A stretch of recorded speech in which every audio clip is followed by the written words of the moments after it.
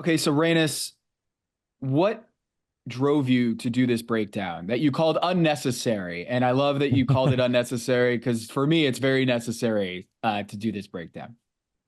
Yeah, it just goes back to my love for hoops. Back then, I had certain ambitions of becoming a basketball journalist, and the NBA, as it is, I think, with many people who are my age, born in the 90s, who have come after the wave of Barcelona 92 and who sort of looked at the NBA as, this basically this the most entertaining league in the world, yeah, right?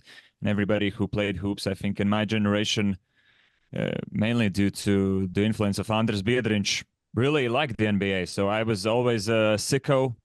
I think I must have been like 14 or somewhere around that age when I first started doing these montages on old NBA players and then just I what I love to do is create a video which highlights something a former great did within the 48 minutes that a game has.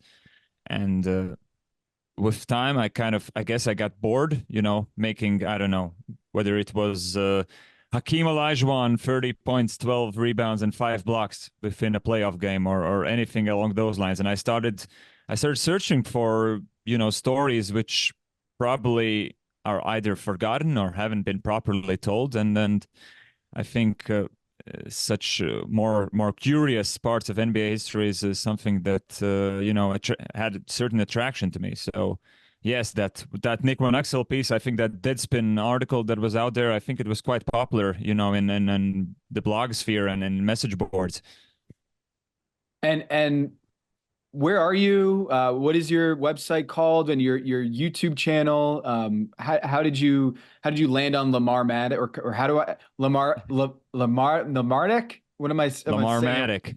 LamarMatic, Uh, yeah. yeah, that's a nickname I came up for myself on message boards because back then a lot of NBA footage, a lot of actually full recordings of full games and mixtapes. I think they were spread around through message boards, and I didn't have League Pass. I probably didn't have the finances for League Pass, as you know, I was a teenager when I first started searching for such things. And yeah, it basically I added or I made a mashup of two things that I really liked. One is Lamar Odom, might be my favorite basketball player of all time, and the second thing is Illmatic, an album by Nas. And then somebody even created an avatar for my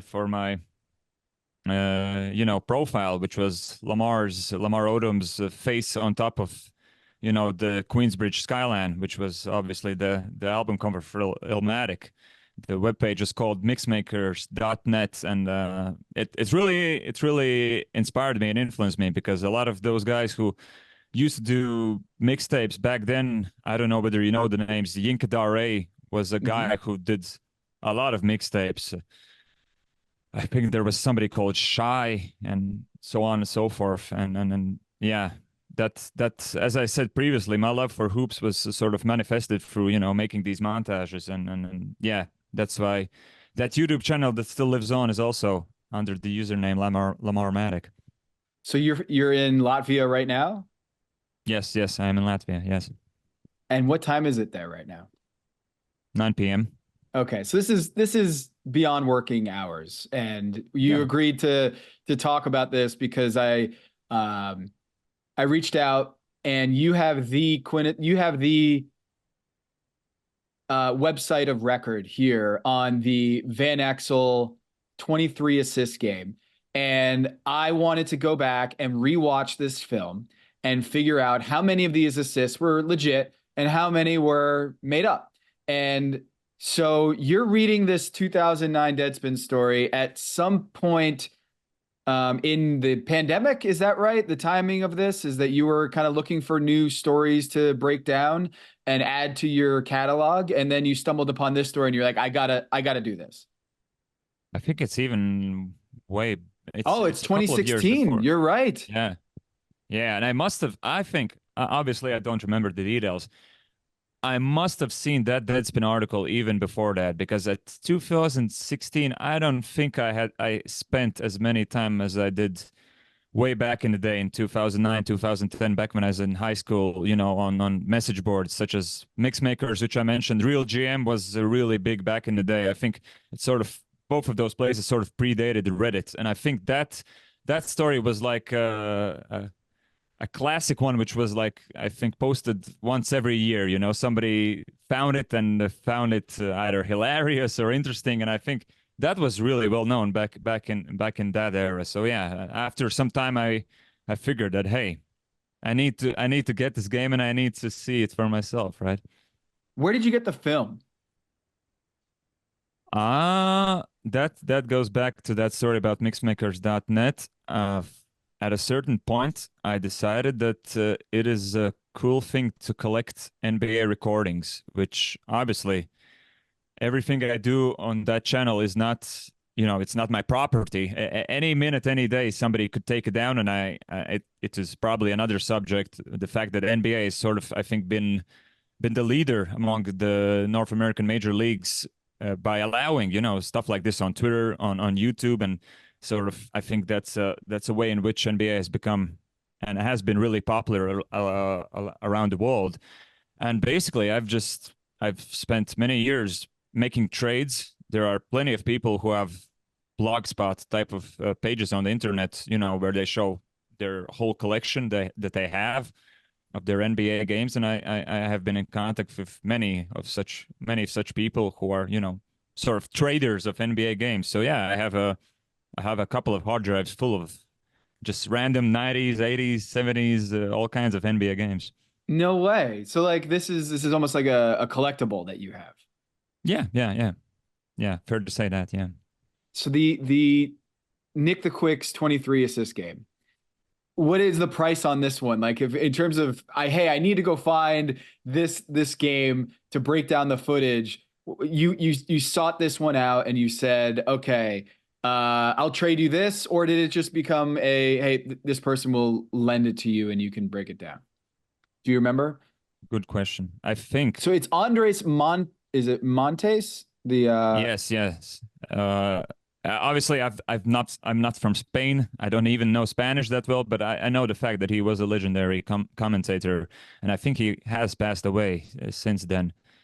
But yes, I have the Spanish version for whatever reason. I don't remember who traded me the game, but there have been points where I've paid like $5 for a game, or bought them in bulk. There are yeah. people who don't mind, you sending them some money through PayPal, and they just, they trade you 10, 12, 15, however much you want. So this one that I'm watching that you are citing is your upload Yes. to your channel, and this footage is, as far as you can tell, the only piece of footage on this game that is out there. Or no, I wouldn't say the only, but the longest or most comprehensive footage of the Nick Van Exel game, right?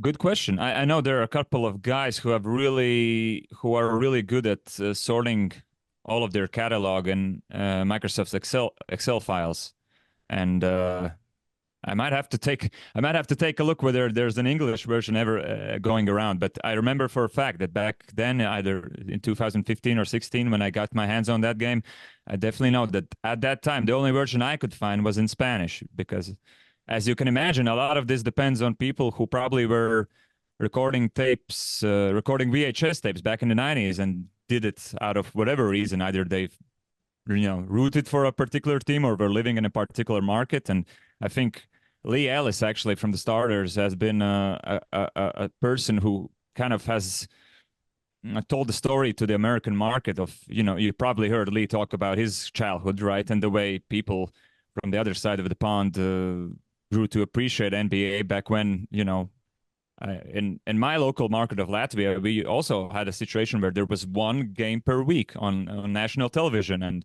if you had a VHS, recorder, you could tape that, and then you would watch it again and again and again, because you can't get your hands on it. So I must imagine there must have been somebody in Spain similar like that who you know his recording is now circling around the internet, I imagine. So you have done the digging on this story. You get the tape, you watch the tape, and what do you find? That I remember the thing I like the most is that Alex, I think, was the name of the scorekeeper, right? Yes, yes. That he had a quote in there about there being a really really egregious assist where the recipient did like 7 or 8 dribbles. I think that's what he said in the Deadspin article, and even then he gave Nick Van Exel an assist. And I love the fact that from the my angle and the way I can give my best guess is that's the first assist he gave to One Excel, right? It must have been that assist to Kobe where he dribbled across the whole court and I think it was 8 dribbles and scored, and he still gave Nick One Excel his first assist of the game. I mean, that's as egregious as it gets.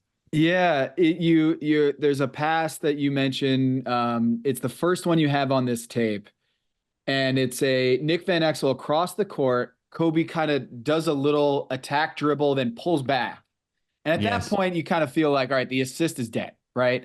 Like once you make an attack move and then you pull back and decide to go ISO, you're no longer being set up by a passer who helped you, get a basket or a pass that led directly to a basket.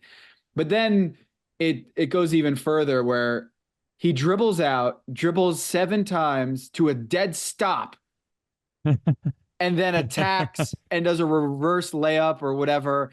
And in your estimation, that's one of the assists. And you're matching this to the play-by-play, right?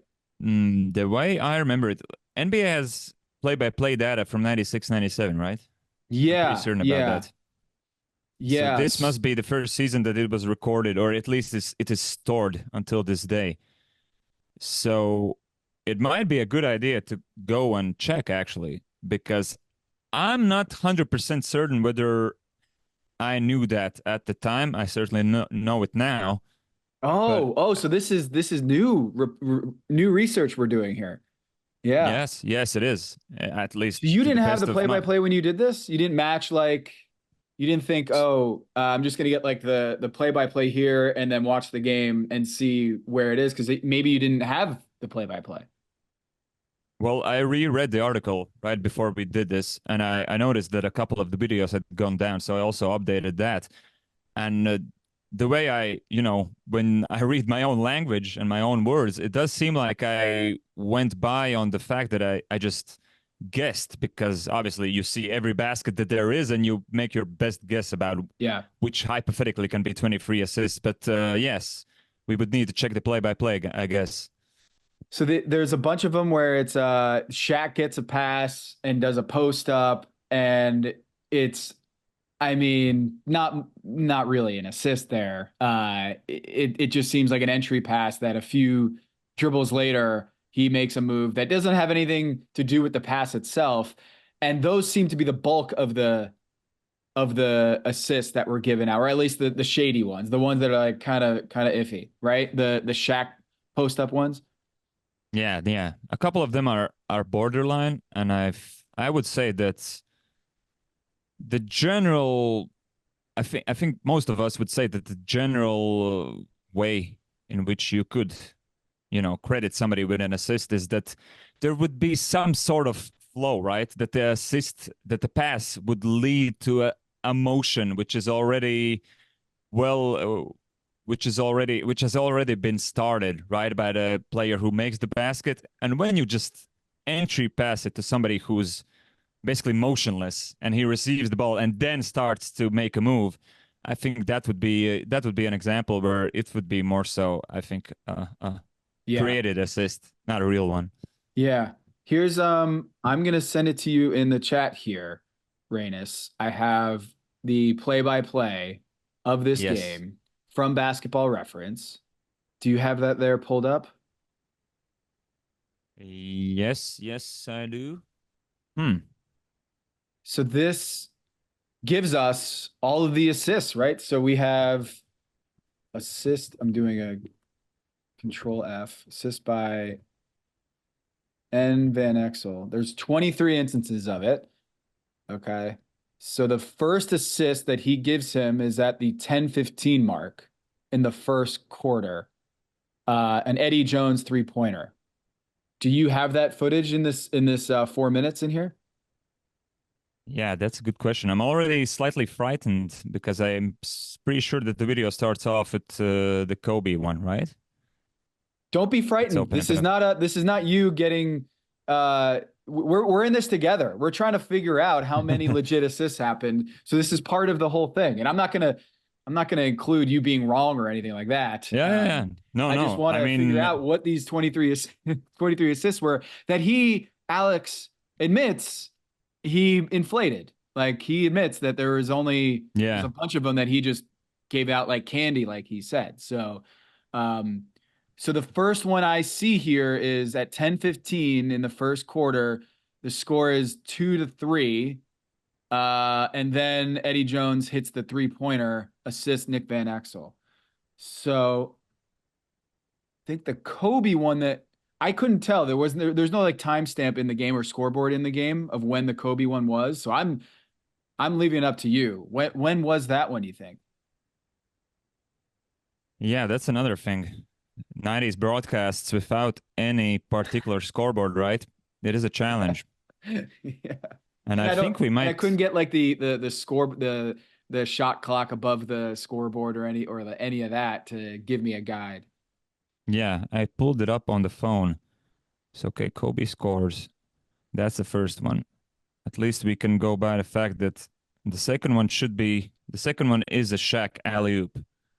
So that Okay. means that that's a definite assist. I mean, not No problem particularly, there. Yeah. yeah, can't be any easier than to get a alley-oop assist.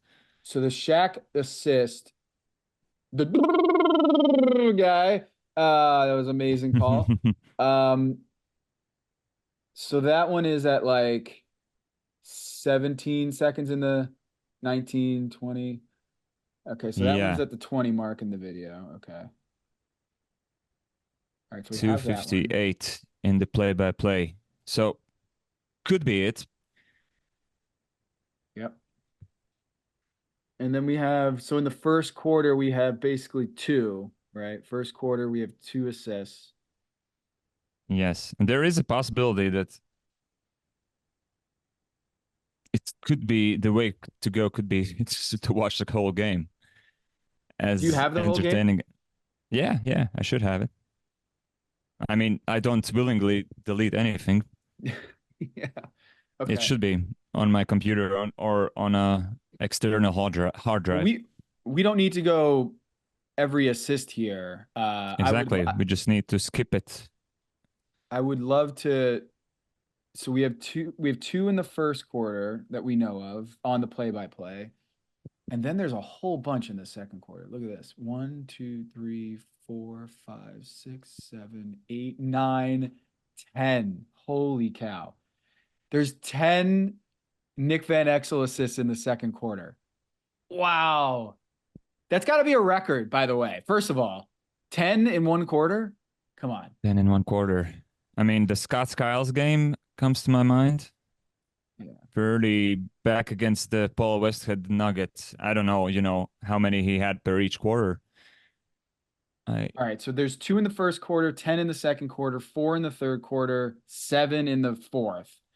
So things didn't really start cooking until the second quarter. Then it's just like every play was an assist.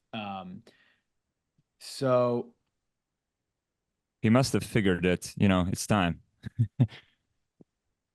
It's time to rack them up. yeah. Okay. I see that it's not here because I could share the game. I mean, the whole game tape. I think, so you would have access to it. I mean, that sounds like a good idea. Yeah, well, I would love to if you're willing to and break this Certainly, down. certainly, certainly, because then you could see it for yourself. And obviously, it's a bit tricky, as you know, with the 90s games where there's no scoreboard, but you can at least somewhat, fast forward through the chunks that aren't. necessary viewing. Yeah, yeah. Well, I'm doing a story for Pablo Torre Finds Out. Do you know Pablo Torre? Of course, yeah. Well, I could geek out for like 5 minutes, man. Go geek Yeah. out. Yeah, yeah. Uh, Pablo Torre I have Finds a Out. We're doing a whole breakdown of this thing. Yeah, yeah. Sometimes, and this is at certain select times during the day, like, whenever, once per month. The song by what was the producer's name? Matt Ryan, Stat in Your Face.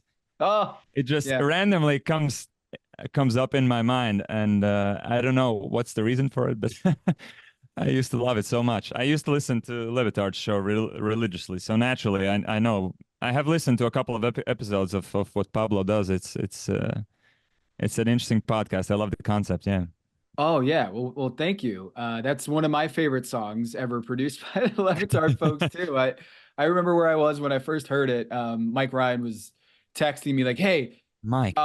crazy thing, but can you just send me a bunch of like nerdy basketball terms?" And I was like, "Sure." I have no idea why I'm doing this or what this is about. And then he sent that, and it's an amazing, amazing song. I have so if you remember last year, Reinis, there was this scandal about Jaren Jackson Jr. Yeah, of Um, course. Yeah. and it got me going on this trail because I was looking at all these sort of statistical scandals in history and realizing that this very accusation turned out to be legit in that 2009 Deadspin story. And so I was like, oh, I'll just like kind of do a revisit to that. And Yeah. so I reread that Deadspin story, and I'll let you in on a little secret here. That that Alex from the Navy, Reynis, if this stays between you and I, that Sure. Reynis, I mean that Alex from the Navy is someone that I know and a lot of basketball fans know because he rose to become the executive, um, sorry, the VP, executive VP of basketball operations for the Philadelphia 76ers. And Wow. he was the head of the analytics group at the Raptors and then at the 76ers. And then in 2020 became the head of basketball operations along with Elton Brand. And his name is Alex Rucker. And he became an NBA like fixture and an analytics guy. And that's the same guy who cooked the books for the Grizzlies. Wow. I Yeah. Yeah. and I think it makes perfect sense because here's a guy who probably values data, who values precision, and as we see by what he has achieved in life, and back then he's working this sort of entry level scorekeeping job, right? And he sees everything that is going on, so it makes perfect sense that he would become somebody like you described, a Well, high level.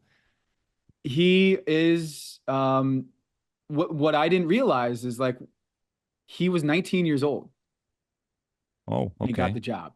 He was 19 years old, 20 years old when he got the job. And when he got the job, Reynis, he was in these training programs with other statisticians who were giving out like assists like candy. And he was like, that's not an assist. Like, I'm pretty sure that couldn't qualify as an assist, but it was something that was systemic, that was rampant around the league and widespread around the league, that the home stat keepers would inflate their own guys' statistics. And in this particular game, the Nick the Quick one, he said it to Deadspin that he was like a fan of the Lakers and was like, you know what, I'm just gonna give him a couple extra assists here.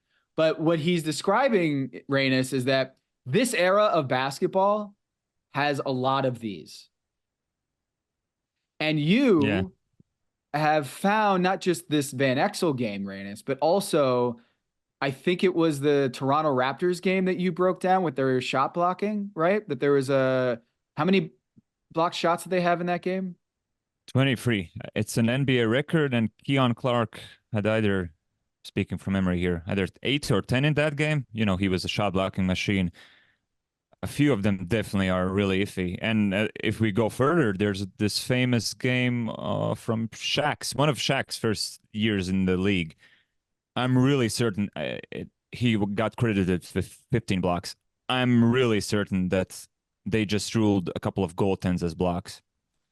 Oh, Really so certain about it. they're not even real blocks. Those are wait, so the goaltending was called? Yes, yes. I mean, that's a game where, you watch every second that Shaq spends on the court, and you have to get to 15 somehow, right? A block is a obviously there can be situations where there's either a fingertip on it, or it's a play with sort of where somebody intimidates with size, or contests. But a block is similarly as with the Jaren Jackson thing. I mean, you can tell that something is a bit off. I would need to reread that blog entry again, but Sure. Yeah. yeah, but I'm pretty certain that it was a couple of ones were really really iffy. So you in your day job, do you Yeah. do this sort of work? Is there a passion? Is this a passion of yours? Is to like verify statistical data or to make sure this information is correct? Like, is this just a passion project for you? Yeah, yeah. Well, there was a time at which, as I said, I was a journalist here locally in Latvia, and I have done a couple of gigs which are, I don't know, connected with organizations outside of Latvia's borders. But currently, actually, I'm assistant general manager for an upstart team in Latvia, which plays in our local Latvian Estonian league team. So, if we're talking about a very current moment, I've been looking at synergy profiles of foreign big that we want to sign for days. I cannot even count the centers who I've scouted, during the last couple of weeks, and same goes before the season. And a lot of them are typically NCAA seniors because Latvia is not the league with the most money in Europe. So you could say that my everyday job is connected with numbers and analytics. Definitely, definitely. And so you're literally pouring through synergy film for your day job, which is being an assistant general manager to find NBA prospects. So like the idea of verifying whether this data is right on a player, you're very much you're investing in players or trying to find players that can help you. And one of those ways is watching the film and verifying if they're actually as good as the numbers say or as good as the film says. This is very much your job, is to verify and trust the data that you're seeing.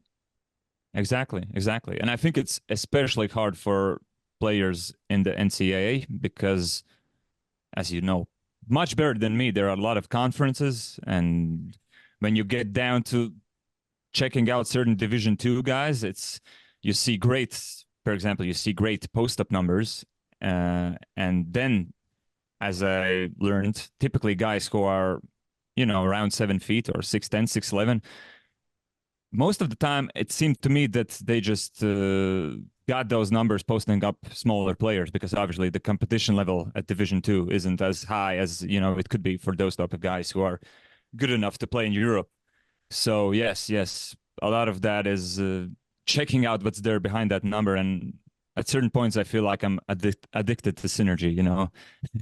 Yeah, well, you kind of have to be if you're trying to find gems in the draft or in the basketball prospect world. You gotta kind of have to be a nerd about watching film and going through the numbers. And one of your Latvian players is kind of that whole post up idea is Kristaps Porzingis' like whole thing with the Dallas Mavericks and trying to figure out like are post ups efficient for him. And that's an analytic story, very much so. Is Kristaps and dealing with the inefficiency or the efficiency and when it makes sense to post up guys. And I need to break out of my modest Latvian temperament here. There was a story like a week or a couple of weeks ago by Ramona Shelburne, and we will come full circle here. There was a good friend of Kristaps, a former Latvian national team player named Jānis Peiners, who was the one who helped him, by pouring through the data. It was summer of 2022, and he wanted to help Kristaps find what is the most efficient way to attack, what he's good at, what he's not, and work in those moves. And I was part of the team that helped Giannis break down the data. So that was by far the biggest shout out I had got in my life. Me and Dean Oliver in the same sentence, and an ESPN story. So yes, I know Kristaps is, road to becoming efficient very, very well. Oh man, I did not realize I was talking to a celebrity here. This is great. For one sentence, I was definitely a celebrity on ESPN. For one Well, sentence. I will put I that on my gravestone. that's right. That's right. Well, I think it's fascinating, this idea of you um getting old film and fact checking, or at least watching the film to see what is real and what's not. And we've gotten to a point where we have a scorekeeper who's talking like, look, in this era of basketball, this was rampant. That, yeah, I did give Nick Van Exel a few here and there. And I think in your story, you say 16 or 17 are legit, which, by the way, that's amazing to have 16, 17 assists in a game. It's not like we're looking at the film, or Reinis, you're looking at the film and finding out that he had like 3 assists. He had 16 or 17 assists in an NBA game. So he had an amazing game. But the other thing is that I found is fact checking Alex Rucker, his claim that this was rampant back then. And I actually looked into it, looking at the numbers, Reinis. The Vancouver Grizzlies, in terms of home away blocks and steals and assists, kind of the subjective area of the game, they're not even in the top 20 of most egregious home away splits in NBA history. The ones that are really crazy are the Raptor. One? What's that? Can I guess one? Yeah, sure. Utah Jazz assists home and road. Let's see here. Yeah, the Jazz are pretty crazy on home road assists. How do you know that? One is, I think Alex mentioned it in the piece. And second is, as I mentioned, it's a passion project of mine to do videos on former players for that YouTube channel of mine. And mostly it's for guys who, don't get their deserved due. Like, I don't know, Marcus Johnson, a great player in his own time. There weren't a lot of clips on him, back when YouTube just became popular. And I have noticed whenever I have done a John Stockton video, those 20 plus assist games always seem kind of iffy. So what Alex said plus my subjective experience makes me wonder that must have been something a bit shoddy. Yeah, and look, sometimes at home your teammates shoot better, and so you're gonna get more assists. But when you review the film on those Utah John Stockton games, you kind of feel like some of them are freebies, as we call it. Yeah, definitely. And obviously there's, I don't know, I haven't gotten a degree in psychology or anything, but I imagine there's a human bias here as well, right? If you know that your star point guard is good at getting assists and he has a game where, for whatever reason, either his teammates are going or he's racking up assists, I think there's a small part of you which starts to see things which aren't there, right? I imagine that's also, not everybody is doing it out of some sort of, bad or not as what's the correct way to say, some sort of I think the word might be nefarious conspiracy or conspiracy. Yeah, nefarious conspiracy. Yeah, exactly. Yeah, this like in the case with Alex, he almost he's almost whistleblowing. Like he's almost blowing the whistle on something that's happening around the league that he feels isn't right. Like he's partaking in it, but also in a way that in that Deadspin story, he came out and was just like, yeah, this is something that was happening everywhere. And he, in conversations with me, Reinis, he said that the Stockton Malone especially was used in like a tutorial, was like in a training session, like a Stockton Malone pass happened. And then the instructor would say, hey, who was this an assist or not? And he'd be like, no, that's not an assist. And then everyone in the room was like, assist. Yeah, that was an assist. And he was like, no, that's not an assist. And so he had very much these experiences that felt like, am I crazy here? Like this is wild. So Utah's on there in with respects to assists, but also in blocks. So like in the 1996-97 season, they had the sixth highest differential on home blocks and road blocks. At home, their home block rate was 6.5 blocks per 48 minutes. And on the road, it was 3.4, 6.5 and 3.4. So it was double, essentially. The double amount of blocks at home versus the road. But the one that takes the cake, the Toronto Raptors. Okay. You did a Toronto Raptors breakdown, right? Yeah. That's probably 2002, 2003-ish. When did Keon Clark play for them? Somewhere Can we along find that? those What years. was that game at Toronto, you think? Let's look for it.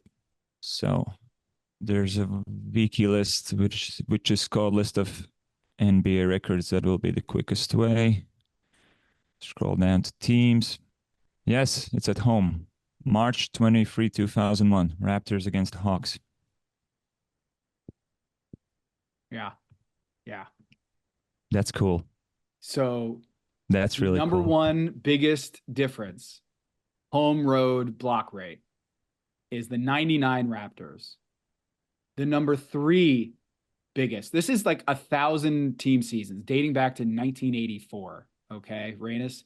Yeah. So I literally have 1,163 team seasons here. The number one most disparate block rate, home and road, is the 99 Toronto Raptors. The number three on the list is the 2000 Raptors. The number four on the list is 2001 Raptors. So three of the top four biggest disparities between home and road block rates is the same team in the same era. So that Keon Clark game is a home game in what date you said? It was in that range, right? March 23, 2001. The 2001 Raptors. And Now, if if Wikipedia is to be trusted, they have also a subsection most blocks by a team and a half. And it has two Toronto Raptors games. One is the game against Hawks, and the second one is a game against the Warriors, also at home, November 7, 2001. So I don't see a reason why Keon Clark would be so good at blocking shots at home, right? Or yeah, whoever like I don't. else. All right, so there is I'm having there is a moment where I started to think like, what if this is just legit? That like you could have these home road splits by pure chance or pure there's not a conspiratorial explanation for this. So here's my best explanation. If we were to trust that this data is accurate, okay?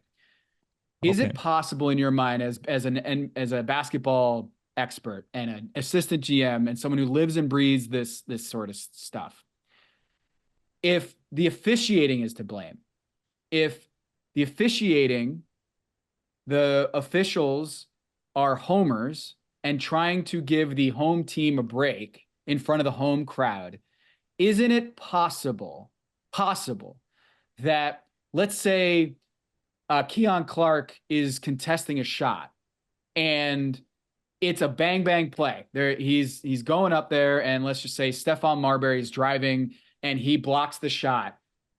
If there's contact, maybe the official is saying that's a block, not a foul, and therefore all those kind of subjective, is that a foul or is that a block?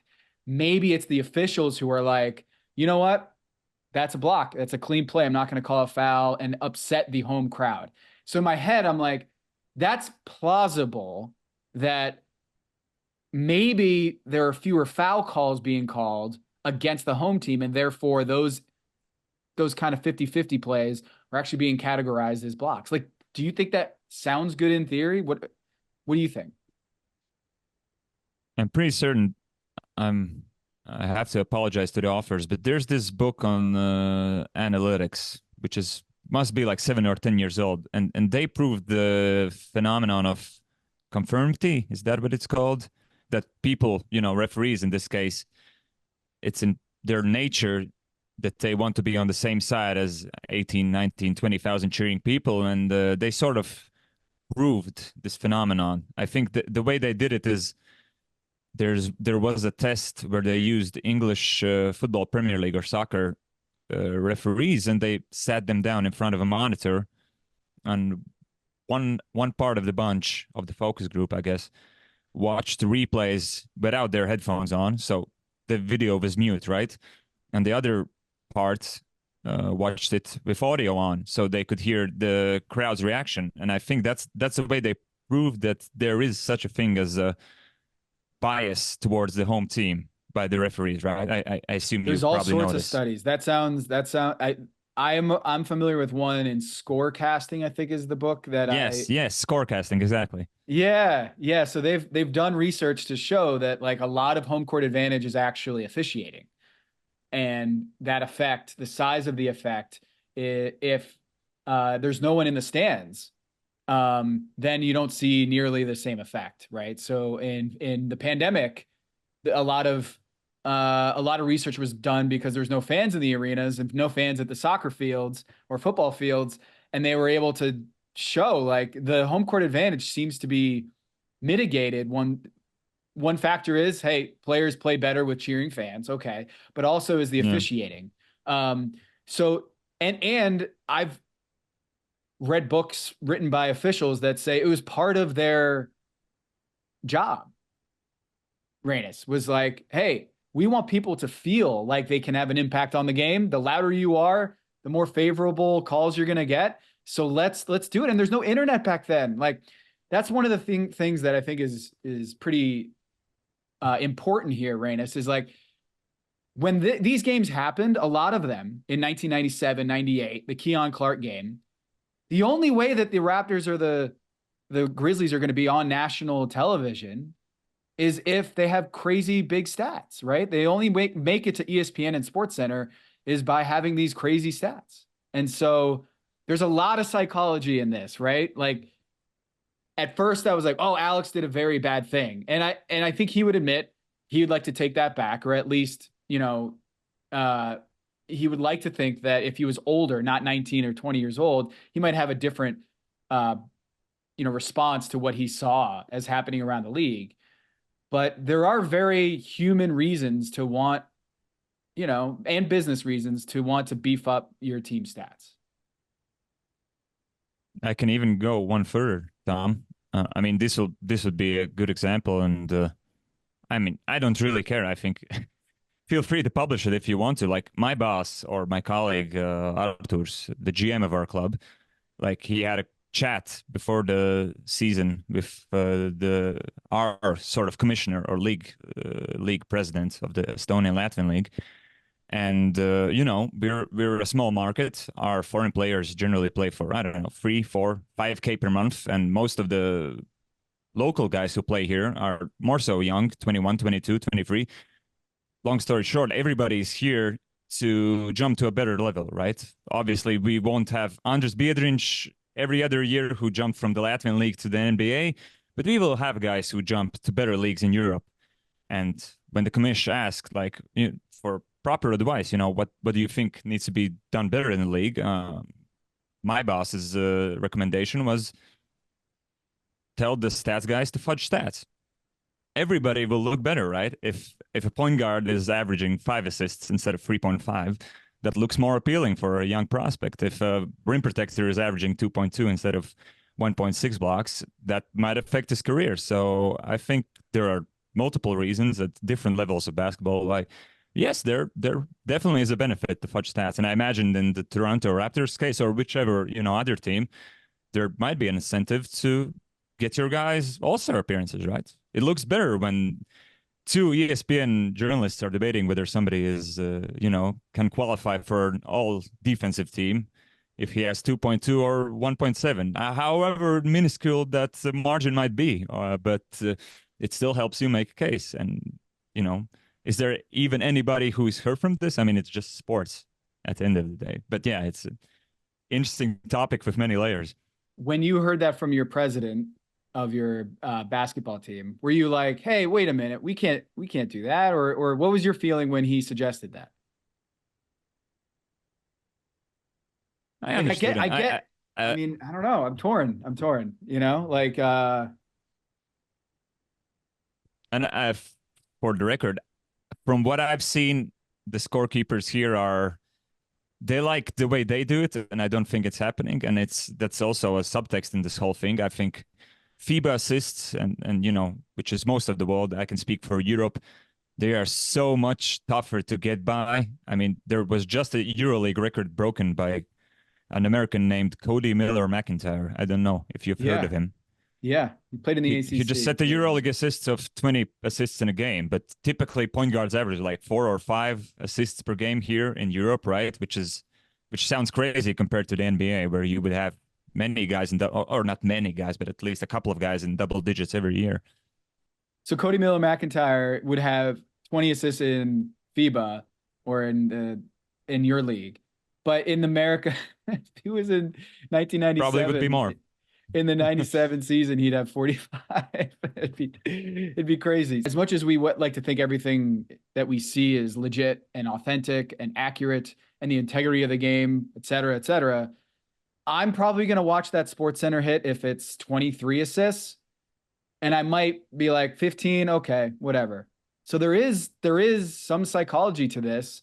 And to your point about if the goal of your league is to draw as much talent and to get more people to care about your league in Latvia, what's the worst thing if you do give a little bit more assists or blocks or what have you to attract more people to watch the game and to make them more money if they get promoted to another league? Exactly. That would be the league's benefit. As you said, if somebody records a 23 assist game, it will get more clicks. The highlight reel will be more popular. So that would be, yeah, in this case, the benefit to the league. Whereas in our case, from our club's perspective, a couple of young guys just might make it, hypothetically, due to a couple of beefed up assists. Well, if the idea, Reinis, is that they're already too conservative, that it's so hard to get assists in your league in the first place, it's almost like you're doing right by kind of reversing that trend a little bit, because I mean, that feels like it's not fair. If you're a really good point guard, you're not going to get noticed as much in one particular league if it's a hard stat keeper. Wait, it would just remind me, are the stat keepers centralized? Meaning, are they run by the league or are they by the team? They are, I would say they are centralized, but it's more like each city has its own particular crew in most cases, which are hired for those games, and they are paid by the league. But obviously, since it's a regional thing, and I'm not certain how it happens in the NBA, but if you are from a particular city, you know the local club really, really well. So depends on each case, but they are centralized. But there's definitely a human element where the stats crew for that particular gym and for that particular home team is like theirs to put it, in those terms. Well, it gets into the conflict of interest aspect of, like, if you're getting paid by this, team, you're kind of incentivized to make sure your team looks great. Yeah, and that's what with the Jaren Jackson saga. Sorry to cut you off. I think that was the central element there, right? The NBA tried to kind of make note of the fact that these are actually scorekeepers for the NBA, not the Grizzlies, if I'm not confusing it. Or was it the other way around? They might have made the change recently, but what's interesting is, like, there's no Reinis back in 1997 to, like, fact check the Nick Van Exel game. Whereas when the Jaren Jackson Jr. story broke, we had Kevin O'Connor, Amin and we had a bunch of guys within minutes watching every single block instantaneously. And you had a basketball Illuminati episode on it. We had a basketball Illuminati episode about it, Reinis, where we were like, we watched the film and kind of kind of feel like this is a false alarm. And it kind of took the fun out of it. It was a little buzzkill because we all kind of felt like we were onto this amazing scandal story and just mind blowing. But it turns out that it was much ado about nothing, which was, I think, a little deflating for a lot of people who wanted to see that Yeah. this kind of scandal happen and that there's this impropriety occurring in the league. But back in 1997, 2000, there aren't any watchdogs. Or they are at home without any, sort of outlets to spread those observations Yeah. in So, some cases.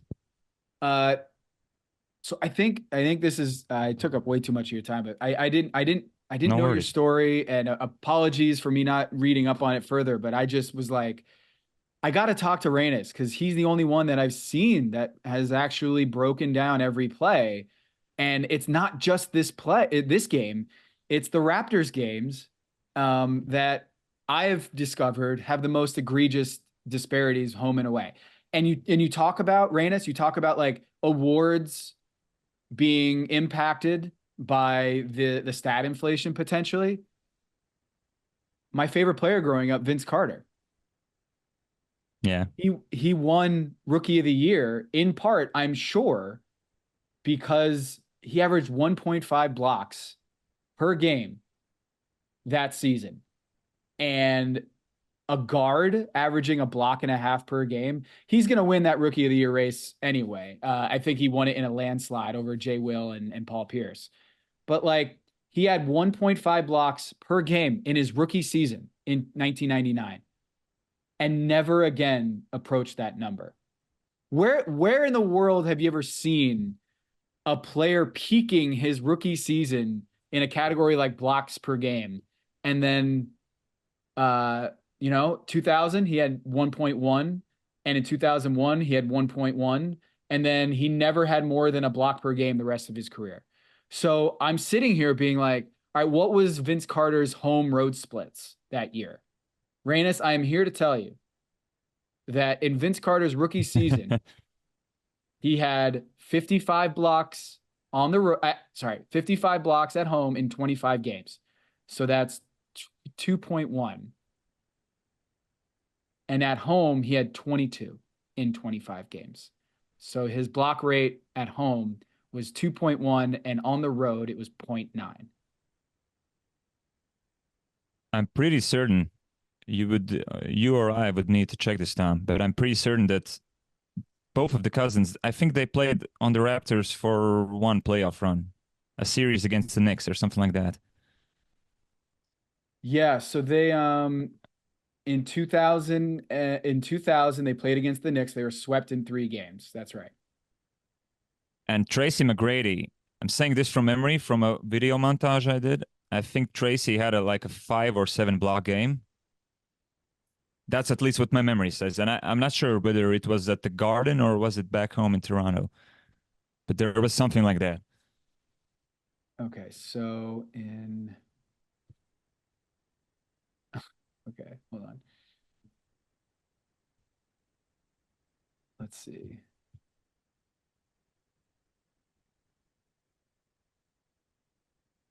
Right, so in 2000 that series, it wasn't at the Garden. Okay, so he had, interesting enough, he had a block in the first game at the Garden, 2 blocks at the Garden in the second game, and 0 blocks at home.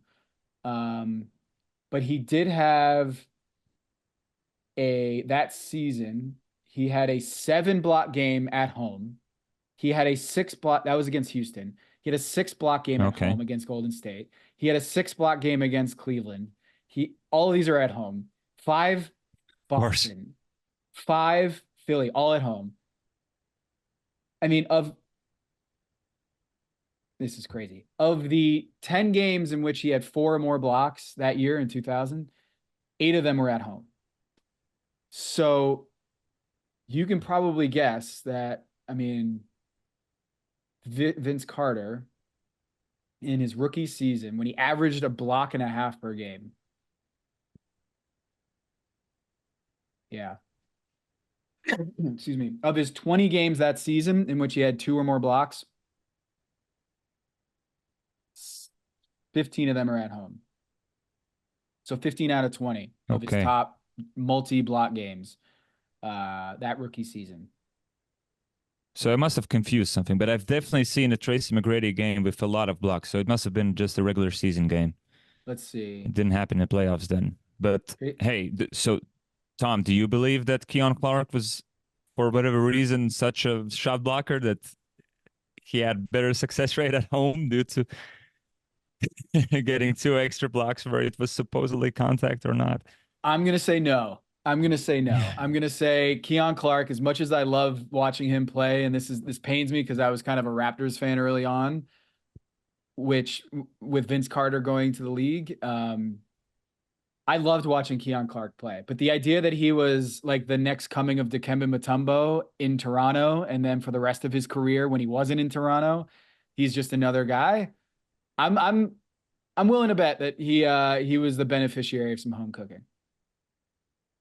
Yeah, he moved to Denver, I think, and must have had some success there. And it was like Orlando. But the tough part with him is that he had some off-court problems. So Yes. hypothetically, he maybe, just fell off due to those.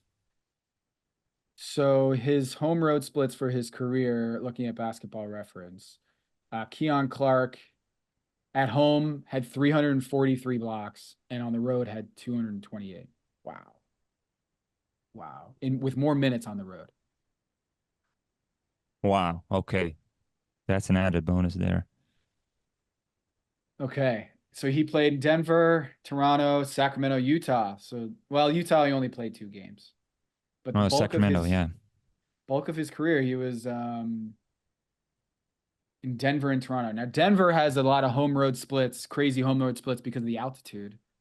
That visiting teams play worse. So theoretically, it is possible that a lot of those blocks were legit because teams were tired and throwing up haggard shots and he was just blocking them. But the Toronto stuff, man, I I did some research and did a graph. Um, in 1984, when they started tracking blocks and steals, the disparity was as big as it's ever been. There were 1,000 more blocks at home than on the road in that season. 1,102. That is the most that I could find in any season since we've been tracking. This year, Reinis, the disparity is not 1,000. It's not 900 or 800 or 700 or 500 or 400. It's 61. So we're So getting better at it due to all the watchdogs. that's exactly right. That's my interpretation. Is you can't get away with this stuff. There's too many layers. There's gambling. There's synergy. There's Kevin O'Connor, Amin El Hassan, people who are like able to fact check this within minutes because of all the technology at our disposal. That there's just more watchdogs now. So I feel like you might have another post in you at some point is just looking at some of these games because now with this information, I'd imagine your interest is even more spiked to investigate these sort of crazy nights in the 90s. Yeah. I'm always sort of fishing for ideas, and as I outlined when we chatted on Twitter, um, I almost want to move forward. I feel like I'm a bit tired of all the Paul Silas, Mike Jaminski, and whatever highlights I've done in the past, because I just have a soft spot for players who are not that well known or are Mm, forgotten. But yeah, as you grow older, as you get more responsibilities in life, I sort of want to use up that valuable time I have when I do invest it into such NBA projects and do stuff like this, which can end up in somebody like you, Tom, tracking you down 7 years later and asking questions. And so it's that there would be projects which sort of, I wouldn't want to say make a difference. As I said, after all, this is only sports, but which stories which are more entertaining, and stories which sort of find something that is previously hidden right there in plain sight. re- exactly. And what draws me to this story is I feel like this isn't really about basketball anymore, right? Yeah, it's almost more psychological and more business-like. I really like the many layers of it. Yeah. Well, Reinis, thank you.